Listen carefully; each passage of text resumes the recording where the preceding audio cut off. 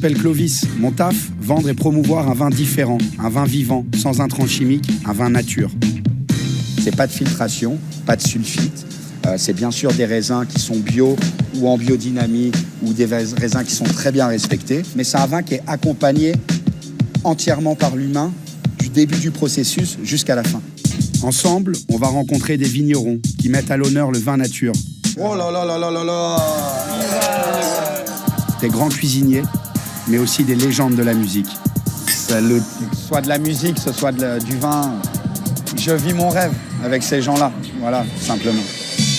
Aujourd'hui, je vous emmène en Bourgogne, une des régions viticoles les plus emblématiques de France. Je vais rencontrer Fred Cossard, du domaine de Chassornay, un des parrains du vin nature. Il travaille sans engrais chimiques, ni désherbants, un véritable puriste. S'il n'y a pas de mauvais vin, il n'y a que des mauvais vignerons. On va faire partie des rares personnes à avoir la chance de goûter ces vins directement en fût. Pour une rouge Bedeau. S'il y a une trame de blanc, ça donne une fraîcheur totale. Et là, c'est 100% rouge, mais il y a une trame de blanc. De blanc, exactement. Mais pour cette pérénigration bourguignonne, je ne suis pas venu seul. J'ai amené un des ambassadeurs du vin nature, presque un frère, l'Auvergnat Patrick Gouju. C'est avec lui et mon autre pote Action Bronson que je propose la cuvée à la naturale. Patrick avait très envie de rencontrer Fred sur ses terres, car il a énormément de respect pour son travail. T'as vraiment le côté typique Bourgogne, quoi. La cerise, le bigarreau, la fraîcheur. Fred va aussi nous faire découvrir sa région. On va manger des spécialités bourguignonnes. Je peux mourir à table en mangeant ça, je serais un être humain heureux. Moi, je proposerais bien pour mettre un peu dynamique, on boit un coup, là, tu vois. Parce que je me sens mou, là, mais grave. Hein. Et on va rencontrer des gens qui, comme lui, sont des résistants. Nous, notre particularité, c'est qu'on fait nos incubations. On a notre génétique, en fait. D'accord. On est indépendant, on est autonome. Pendant 2 jours, on va découvrir la personnalité unique de ce vigneron hors norme. Avec lui, je vais goûter des grands crus, festoyer et surtout boire le sang de la terre bourguignonne. Manger, écouter du hip-hop, fumer, boire, c'est ce que je veux faire au quotidien dans ma vie, en permanence.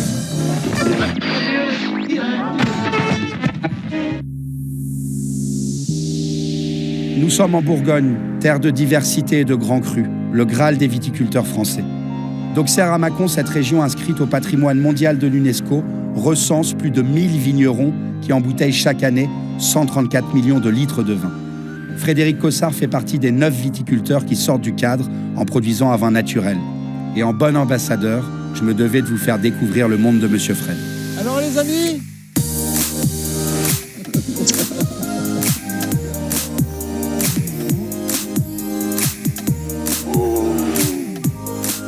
venez les amis, venez. Mirza, tu arrêtes, Mirza, arrête. La journée commence par un repas tous ensemble dans la cuisine de la cuverie. Laure, la femme de Fred, nous a préparé ce qu'elle appelle un déjeuner sur le pouce. Le pot au feu, mon pote. Faites de la place, les amis, s'il vous plaît. Allez, un petit déjeuner sur le pouce. Je suis venu avec mon pote Julien, car chez Fred, il y a toujours du passage. Je retrouve aussi des amis restaurateurs parisiens, Thomas du Verre-Volé, Pierre du Clown Bar et un chef norvégien et sa femme. Il est 13h et Fred commence les hostilités. Saint-Romain blanc, Comte-Bazin 2013. En magnum, s'il vous plaît, messieurs. Bah, normalement, on aurait mieux fait de mettre du rouge avec ça. Bah, on va boire un blanc vite fait, puis après, on va se mettre au rouge. Eh ben, un petit Saint-Romain. Petit Saint-Romain 13. Oh, J'en ai encore débouché quelques-unes. Hein. Ah ouais? Ladies. Un Jack Lemmon. c'est délicieux. Hein. Avec le pot-au-feu, ça va être pas mal au final. Parce qu'il y a quelque chose, de très beau. Ça amène, tu vois. Donc, c'est un vin qui était très compliqué. Il nous a fait un petit peu de graisse en bouteille. Donc, la graisse, c'est une bactérie. Et, c'était chaud. En 20 ans, c'était la première fois que ça nous arrivait. Et puis, ben, là, on le regoute là. Tu vois, il commence à brûler un peu. Mais, mais moi, je trouve ça le vin très, de lui-même, ouais. il s'est auto-guéri, quoi. Alors, après, dans les vieux traités de fabrication des vins, les mecs te disaient que c'était signe de grand vin aussi. et que ça partait.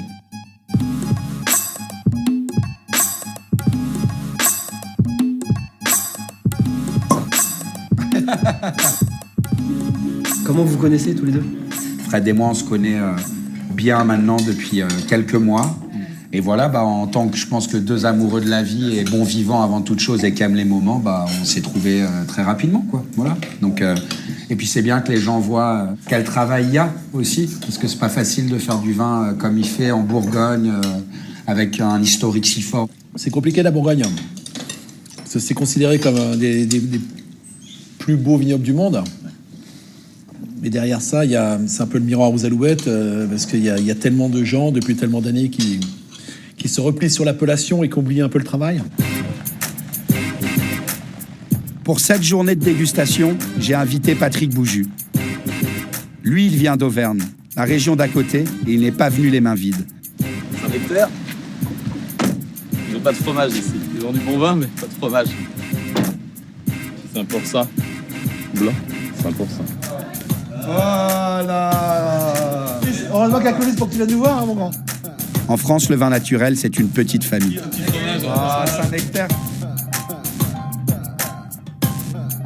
C'est 3 semaines de macération, ça. Ouais, c'est pas la même.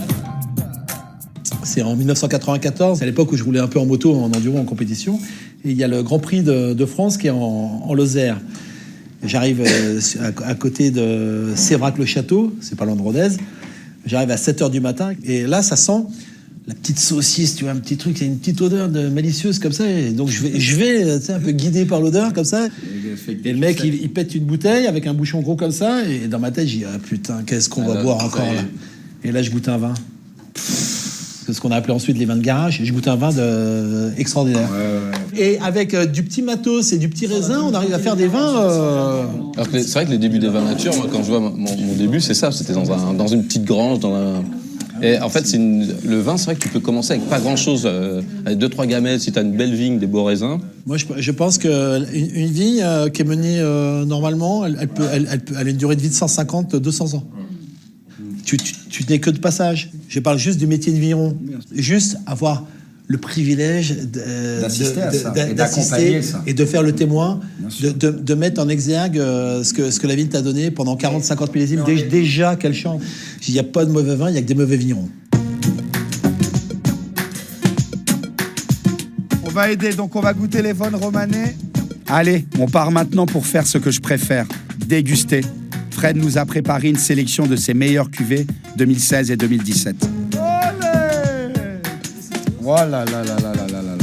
Oh.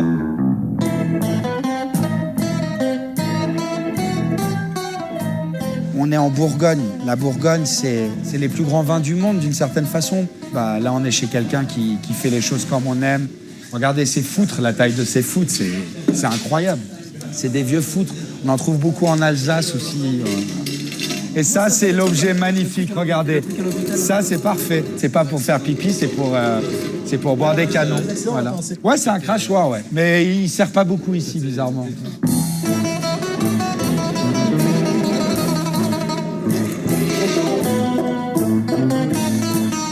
Attention les amis. Bourgogne rouge Bedeau. Bedeau 17. Bedeau Jasmine Bourgogne rouge. Oh, vous y... T'as vraiment le côté typique Bourgogne, quoi. La cerise, le bigarreau, la fraîcheur. Parce qu'en Auvergne, on va être plus sur un peu de terroir volcanique, donc ça va être beaucoup plus épicé.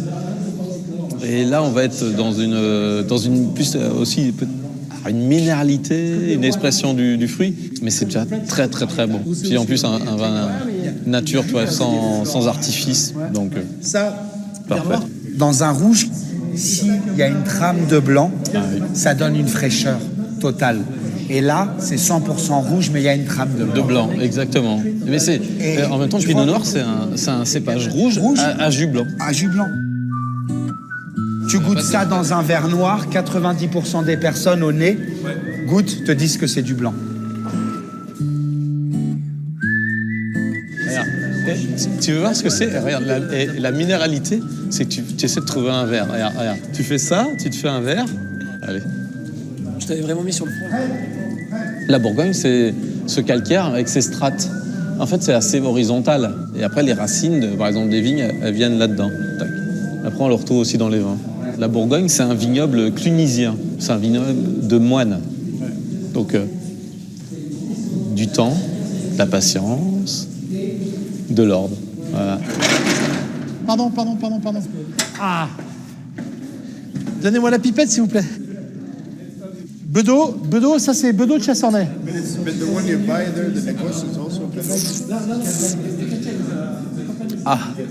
Et là, tu sens que tu es déjà sur un très gros millésime. On est sur des jus très clairs avec une grosse finesse et le vin reste quelque chose profondément qui doit toucher. La sensation comme être amoureux, comme quand tu désires quelqu'un, quelque chose de sexuel, il y a quelque chose qui se passe. Manger, écouter du hip-hop, fumer, boire, passer du temps, sourire avec les gens, échanger, c'est ce que je veux faire au quotidien dans ma vie, en permanence.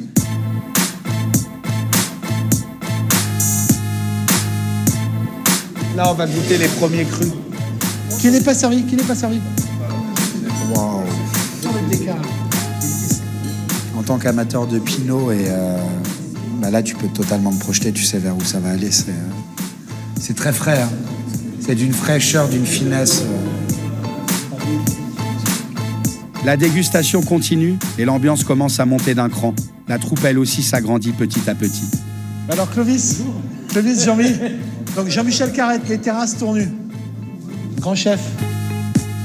Jean-Michel, c'est un grand copain de Fred. Son restaurant de Tournus a 1 étoile. C'est lui qui va cuisiner pour nous ce soir. Et le garçon a une grosse passion pour la truffe. En fait, monsieur, il est vigneron et il est trufficulteur. Et c'est de la truffe du Périgord, mais en Bourgogne. Tuber melanosporum, en latin.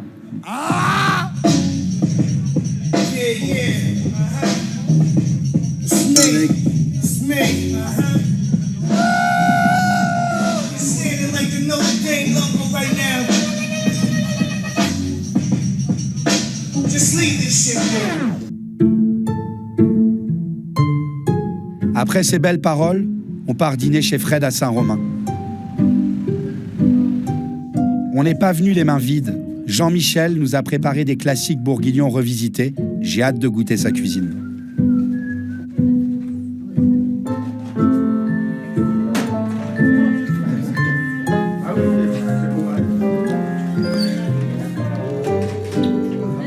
Là, ça sent la régalade. Regardez. Putain, regardez ça. Oh! Ah bah là, du coup, c'est des escargots. Escargots tigris, des limaces. Je peux mourir à table en mangeant ça, je serais un être humain heureux. Putain, c'est bon ça. Viens là, mon grand. Je les connais, mais bien. Bon, on va passer à table. La petite salade de choux rouges, coriandre, sésame. Des échalotes crispy, là. Céviche de Saint-Jacques avec petite vinaigrette sympa, là. C'est ail, piment, sésame.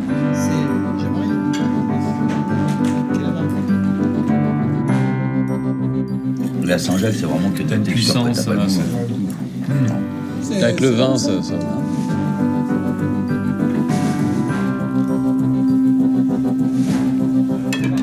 Bah là, c'est un consommé infusé, quoi, avec toutes mes parures de truffes.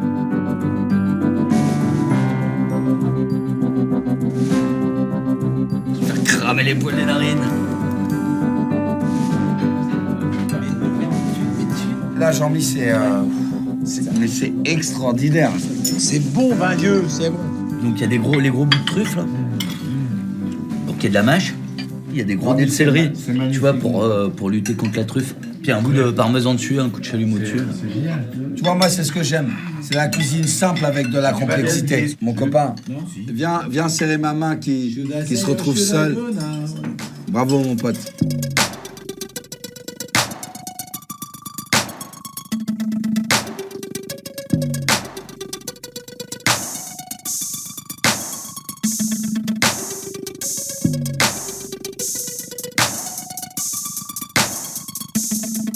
Au petit matin, après une soirée bien arrosée, Fred tenait à me montrer une de ses parcelles, celle qui porte l'appellation Saint-Romain. Bon, tu vois, mon Clovis, ici, c'est Saint-Romain-sous-Roche, une parcelle qu'on affectionne particulièrement. Il me semble que hier, quand on a goûté sur fût, t'as bien aimé. Ah, j'ai adoré, ouais, c'était absolument délicieux. Donc voilà, un petit peu en gros, le vignoble de Saint-Romain, c'est 100 hectares de vignes. Le secteur d'appellation, c'est tout ce qu'on voit jusqu'à droite, là. Un climat qui s'appelle Sous-Roche, toute cette partie, dont nos vignes. En face de nous, sous la Velle. À gauche, sur la partie qui revient comme ça sur la vallée, sous le château. Et en face, de l'autre côté, sur l'autre colline, Empoyange. Donc ici, c'est toute l'appellation Saint-Romain. C'est le village qui donne l'appellation au vin. Donc là, on va faire, à partir de la semaine prochaine, on va commencer les travaux de taille. Ok. La vigne, naturellement, c'est une liane. Ouais. La taille, c'est une façon de la domestiquer. Donc, pouvoir la palisser, la mettre dans le rang pour pouvoir mécaniser, pour pouvoir passer le tracteur et que les raisins soient bien en place. C'est une forme de sculpture du végétal. Toi, tu tailles comment, Fred? Donc, techniquement, la taille employée en Bourgogne, c'est ce qu'on appelle la taille guyot simple.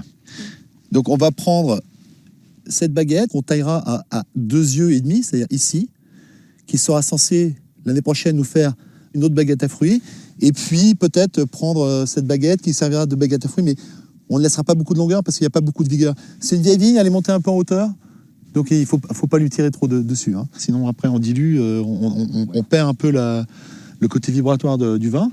Tu vas faire plus de raisin, mais la différence, ça sera de la flotte, quoi. Donc autant la prendre dans le puits.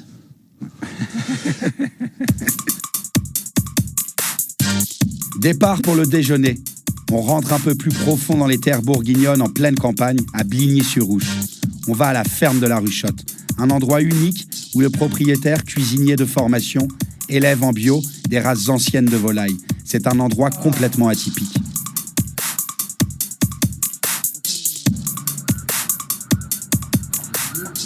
Éleveur de dinde.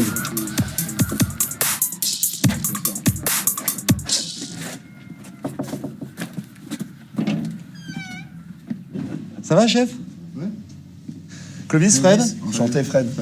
Merci de nous recevoir. C'est trop beau, ça, c'est magnifique. Nous, notre particularité, c'est qu'on fait nos incubations. Donc, on a nos propres reproducteurs et on a notre génétique, en fait. D'accord. On est indépendant, on est autonome.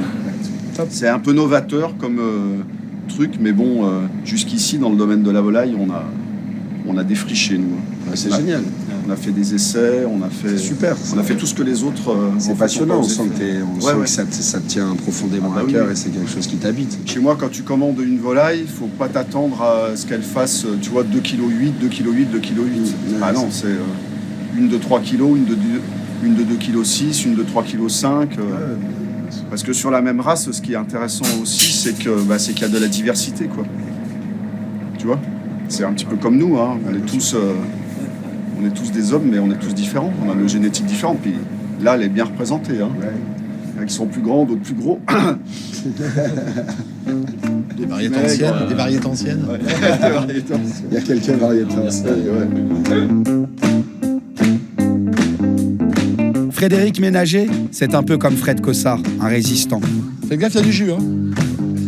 Il s'est pris de passion pour la volaille il y a une vingtaine d'années. Là, on part voir ses pintades.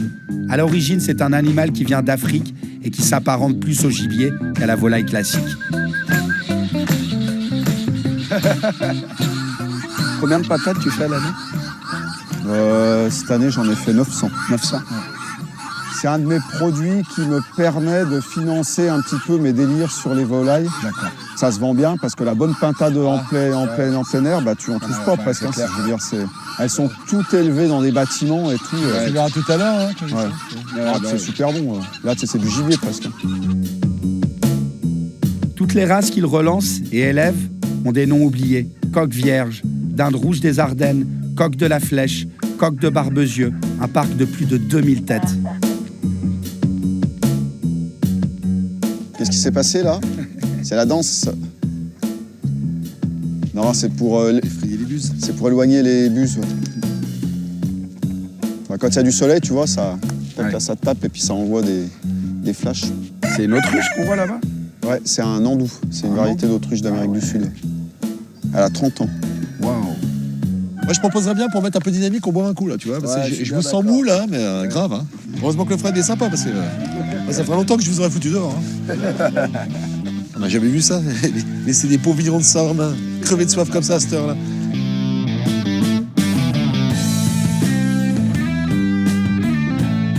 Allez, salut, à la vôtre. Un bon repas une fois de plus. À ce bon moment. Un petit bout de terrine, un petit coup de blanc, et puis peut-être partir. On met le tracteur sur le vélo. Ça, c'est du vin qui est fait à Pantelleria, donc sur une île volcanique. C'est Gabriel Bini qui fait ça. C'est des muscats, c'est des muscats d'Alexandrie qui sont faits en amphores. Les amphores au pied des vignes, les raisins récoltés directement mis dans l'amphore. Après, en juin, ils emmènent ça à la coopérative et ils mettent en bouteille. Voilà.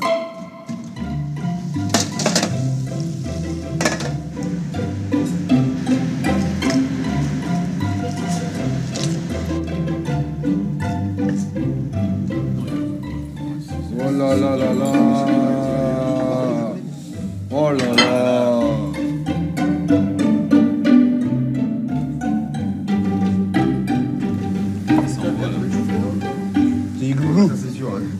Ça cause moins, là.